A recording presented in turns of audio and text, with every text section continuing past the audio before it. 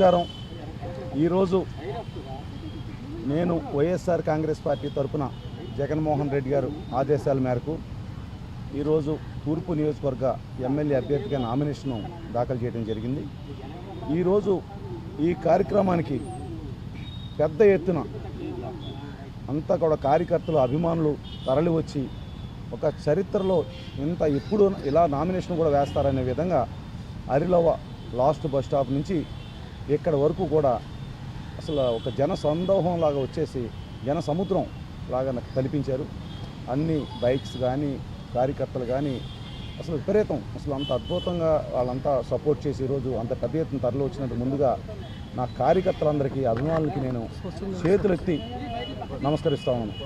ఎంత స్వచ్ఛందంగా ఒక పిలుపు మేరకు వచ్చిన ఈ పార్టీ కార్యకర్తలు కానీ, మా అభిమానులు కానీ, మన జగన్మోహన్ రెడ్డి గారు అంటే ప్రాణం ఇచ్చే అభిమానులందరూ ఈరోజు జగన్మోహన్ రెడ్డి గారి ప్రాణం ఇచ్చే అభిమానులందరూ కూడా ఈరోజు అంతగా తరలి వచ్చిన అందరికీ ధన్యవాదాలు తెలియజేస్తా ఉన్నాను.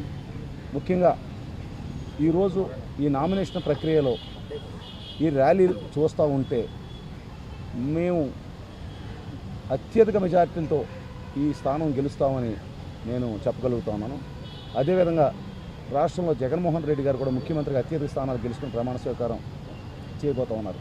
ఇది నేను ఊరికే చెప్పట్లేదు, ఎందుకంటే నేను గత 6 నెలల నుంచి ప్రజల్లో తిరుగుతూ ఉన్నాను. 6-8 నెలల నుంచి కంటిన్యూస్గా పాదయాత్ర చేస్తూ ఉన్నాను. గడప గడపకి తూర్పు నియోజకవర్గ బదిలీ తిరిగాను. వాళ్ళందరి మనసులో మాట ఈరోజు ప్రతి ఒక్కరు కూడా ఒకటే చెప్తా ఉన్నారు, బాబు మాకు ఆ బాబు ఒక కొడుకులా, ఒక తమ్ముడులా అందరికీ సాయం చేస్తున్నాడు, అన్నలా. మేము ఇంకెవరు కావాలి, మాకు ఇంకేం కావాలి, ఆయన అన్నీ మాకు అడగకుండా ఇచ్చారు, మాకు ఇంకేమీ మాకు అక్కర్లేదు. కాబట్టి మేము వేరే వాళ్ళ కోసం ఆలోచించే అవసరం మాకు లేదు బాబు. మేము జగన్ని ముఖ్యమంత్రిగా మళ్ళీ చేసుకుంటాం. ఆయన ఉంటేనే మా కుటుంబాలు సంతోషంగా ఉంటాయి. ఆయన లేకపోతే మాకు ఈ మోసగాళ్ళు ఎవరైతే ఉన్నారో గతంలో హామీలు ఇచ్చి అన్ని అబద్ధాలు చెప్పి అన్ని హామీలు తప్పిన వ్యక్తులు మేము 80% నమ్మం.